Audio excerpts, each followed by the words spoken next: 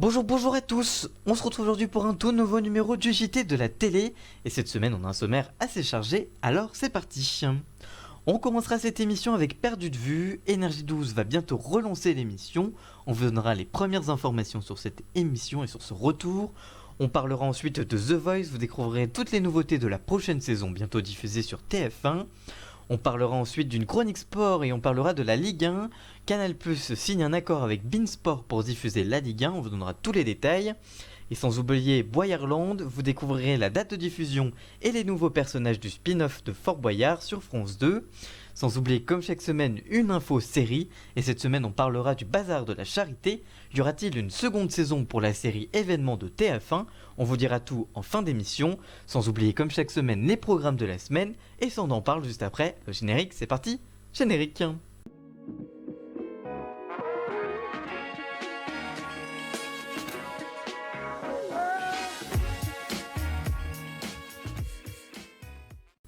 On commence cette émission avec Perdu de vue, Énergie 12 va relancer l'émission très bientôt, on vous donne les premières informations. On prend ce qui marche et on recommence, c'est donc Énergie 12 qui prépare en secret une toute nouvelle émission du style de Perdu de vue. Il y a quelques jours, Stéphane Larue révélait que Énergie 12 travaillait sur Retrouvailles, une nouvelle émission diffusée début 2020 normalement à l'antenne. Il s'agit d'une version moderne de l'émission Perdu de vue qui avait été animée par Jacques Pradel dans les années 90 sur TF1. Dans un appel à casting, la chaîne annonce, je cite, « Énergie 12 a décidé de vous aider à retrouver une personne que vous ne voyez plus ou avec qui vous vous êtes fâché depuis des années.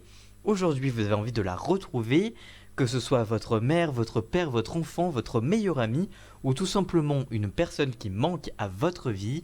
Les équipes se chargent de tout, elles vont organiser les retrouvailles pour vous en direct sur Énergie 12. Si vous voulez d'ailleurs participer au programme, les castings sont toujours ouverts. Vous pouvez écrire à l'adresse retrouvailles@energie.com ou par téléphone au 01 44 25 86 26. En tout cas, cette émission devrait débarquer dans les prochains mois sur la 12.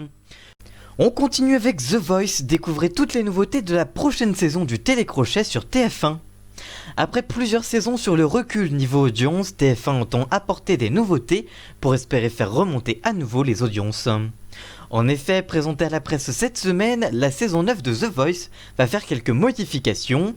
Si les auditions à l'aveugle qui sont déjà enregistrées ainsi que les battles qui le seront mi-janvier resteront sans changement majeur, suivra un peu plus tard l'épreuve des KO qui sont donc maintenus dans le dispositif.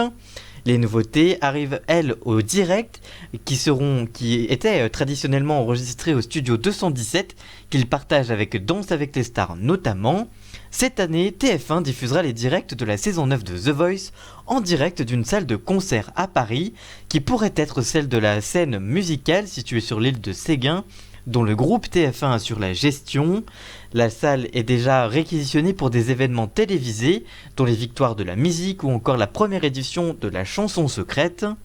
Le format sera simplifié et resserré cette saison, avec un tout nouveau quatuor de coach, composé d'Amel Bent, de Lara Fabian, de Pascal Obispo ou encore de Marc Lavoine. TF1 a annoncé que ce sont les votes des téléspectateurs qui détermineront l'identité des 4 finalistes. Là aussi, c'est une nouveauté pour l'émission. Parmi l'ensemble des candidats qui sont toujours en course, certains coachs pourraient donc se retrouver sans finaliste lors de l'ultime émission de la saison. Et donc, ils seraient là un petit peu pour décoration, puisque ce sont les téléspectateurs qui voteront pour les finalistes de la saison et non plus seulement que pour le gagnant. C'est donc un gros changement pour la chaîne qui entend donc remonter ses audiences grâce à cela. Et c'est le moment de la petite auto-promo, et cette semaine je voulais vous parler de la vidéo qui est sortie mercredi et qui est donc les perles des Miss France lors du concours Miss France pour le questionnaire de culture générale des Miss, et donc le lien est bien évidemment à la fin de cette vidéo et en fiche pour découvrir donc les perles des Miss cette année 2019 pour le test de QI des Miss France. Et vous pouvez également toujours retrouver sur mon compte Twitter le calendrier de l'Avent de Romain L'Actu Télé. C'est toujours disponible dans la description. Voilà donc pour cette petite auto-promo et on continue maintenant l'émission. C'est l'heure maintenant de la chronique sport dans votre JT de la télé.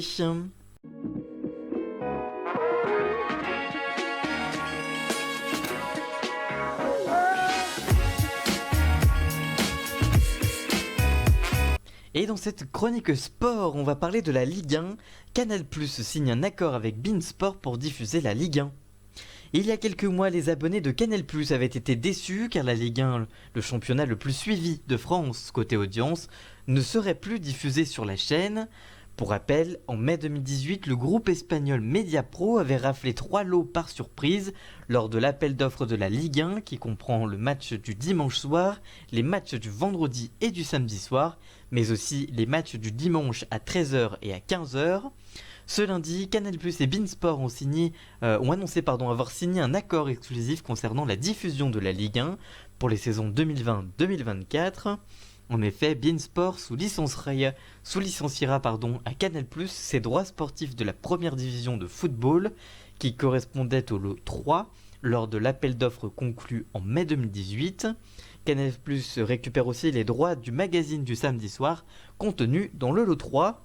Maxime Saada, le président du directoire de Canal+, indique dans une interview pour Le Figaro « Je m'y étais engagé au lendemain de l'appel d'offres et l'engagement est tenu. Canal+ continuera à diffuser la Ligue 1 jusqu'en 2024. Je viens de signer un accord avec Youssef Al-Baidli, CEO de beIN Sport, soumis à l'avis de leur instance représentative du personnel qui nous permettra de diffuser en exclusivité 76 matchs par saison, dont 28 des meilleures affiches.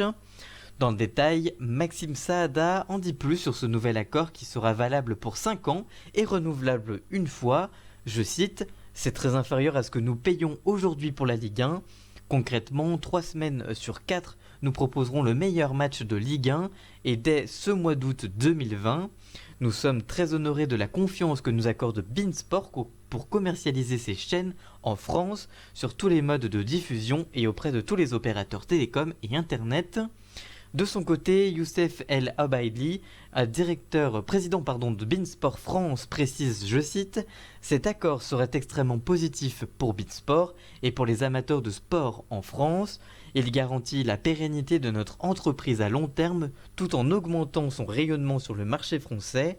Nous avons des plans ambitieux et à long terme pour développer encore l'activité en France, dont ce partenariat est une première étape importante. » Pour Canal+, le bilan est donc positif car ce rachat s'ajoute aux 2 meilleures affiches de Ligue des Champions par journée lors du dernier appel d'offres pour la période 2021-2024 de fin novembre.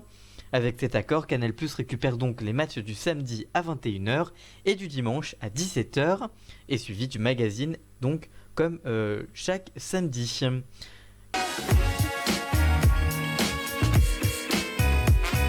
Et on termine avec Boyarland, découvrez la date de diffusion et tous les personnages du spin-off de Fort Boyard sur France 2.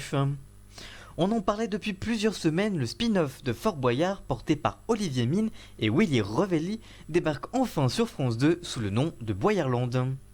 Il y a quelques semaines, nous vous avions parlé de ce que France 2 déclinerait le programme au sein du vieux fort charentais et l'incontournable Père Fouras pour un décor de parc d'attractions avec une ribambelle de nouveaux personnages dans l'Oise. En effet, comme dans Fort Boyard, les personnages seront à l'honneur dans ce jeu.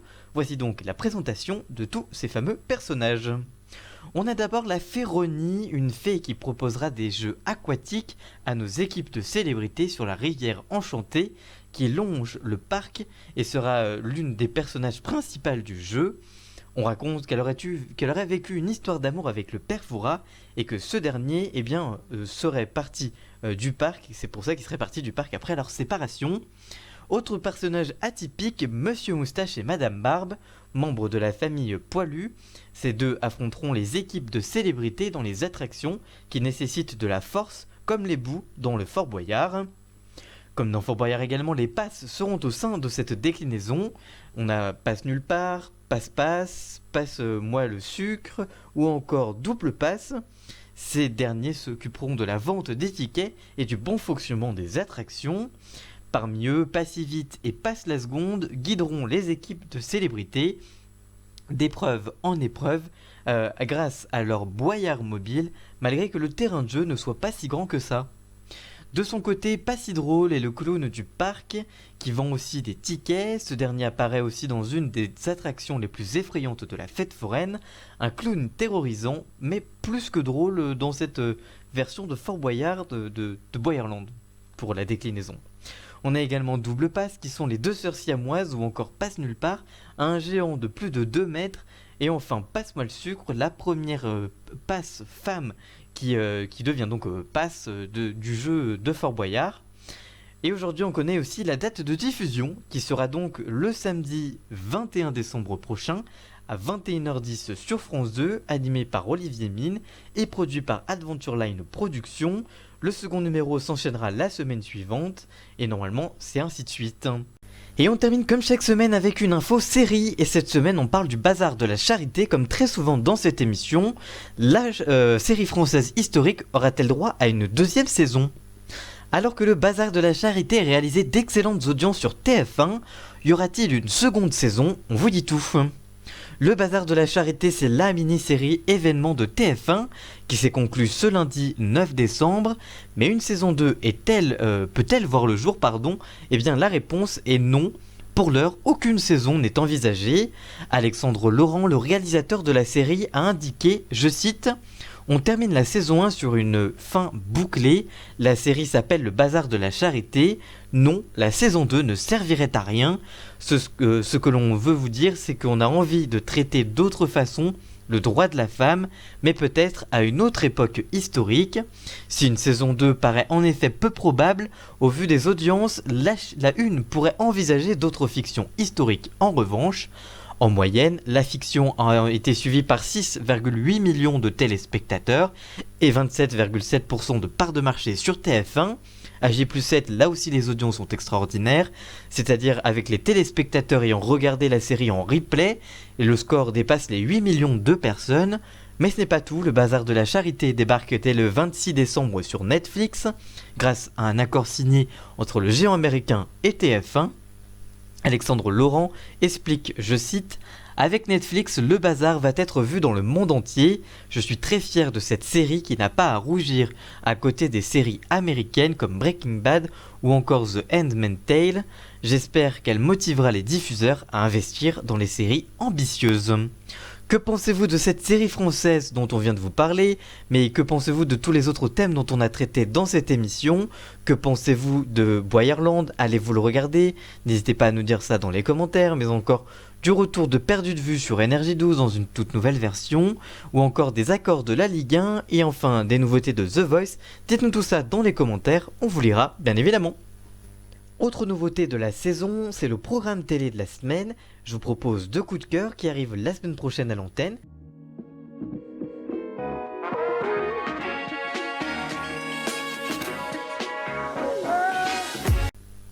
Comme chaque semaine, on passe donc au programme de la semaine, et cette semaine on commence avec le samedi 14 décembre, et comme toutes les années, vous avez rendez-vous avec les Miss France 2020, présentées par Sylvie Tellier et Jean-Pierre Foucault sur TF1.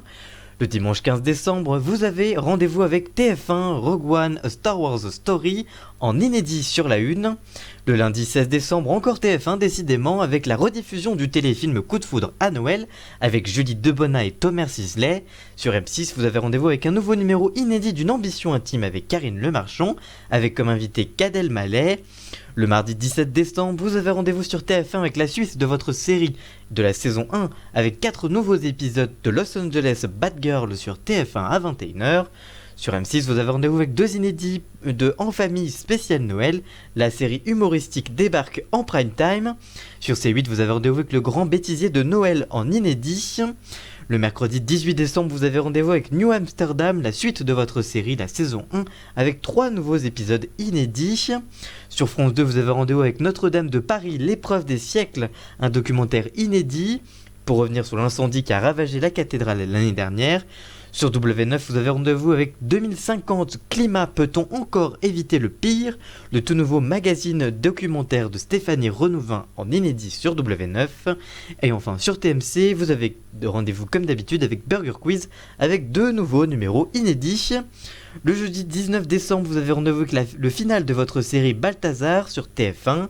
Vous avez rendez-vous avec une rediffusion de Cauchemar en cuisine sur M6 ou encore Baba Noël présenté par Cyril Hanouna sur C8 en direct. Et enfin, le vendredi 20 décembre, vous avez rendez-vous sur TF1 avec C'est Noël, tout est permis présenté par Arthur en inédit et sur France 3 avec un tout nouveau numéro inédit de la boîte à secrets présenté par Faustine Bollard en inédit. Voilà pour les programmes de la semaine. Merci d'avoir suivi ce nouveau numéro du JT de la télé, merci de l'avoir suivi. Si je vous a plu, n'hésitez pas à le liker, le commenter, le partager, et même à vous abonner si vous avez vraiment plu, et pour ne pas louper les prochains numéros. Et on se retrouve très vite pour une toute nouvelle vidéo, et lundi pour l'extrait de cette émission. A très bientôt, ciao!